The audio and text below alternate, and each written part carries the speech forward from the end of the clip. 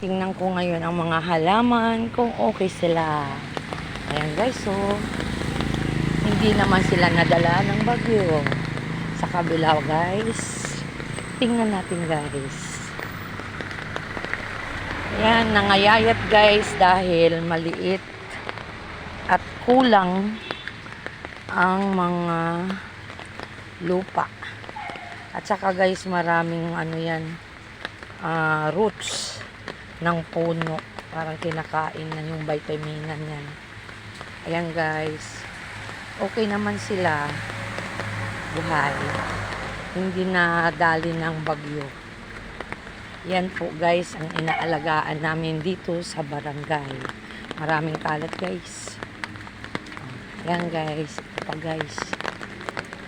Ang ganda naman ng mga halaman guys. Ayan. Tingnan nyo guys, nagbabasa-basa na ako sa ulan. Umuulan dito guys, may bagyo pang parating guys. Ayan guys, inaalagaan namin yan ni Sarah guys. Kulang talaga sa lupa yan guys. Kailangan ng lupa. Nabunggal na namin yan. Ayan guys. Ayan guys, pinatungan na naman ng kahoy guys. Kahoy, di ba guys? Ayan guys, oh. Ayan, nilagyan talaga guys. Kakaasar.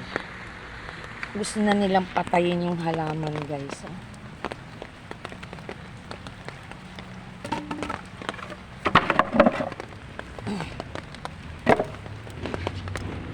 Tinanggal ko na guys. Guys, oh. Magulo ko kung mag-video guys. Ayan. Papunta tayo doon sa tricyclean guys kung okay ang mga halaman at tingnan natin yung board kung nakalagay pa rin doon.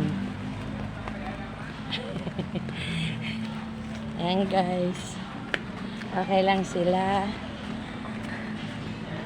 Ayan guys, buhay naman sila guys. May basura lang guys, konti. Ayan. Hindi namin na ano kasi basa.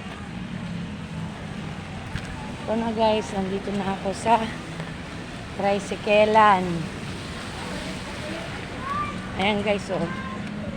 Andyan pa yung board. Akala namin natanggal na, yung pala hindi pa guys. Yan ang halaman guys. Welcome naman.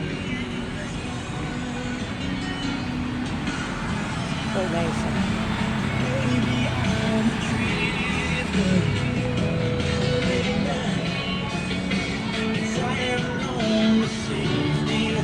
Thank you for watching. Bye. God bless.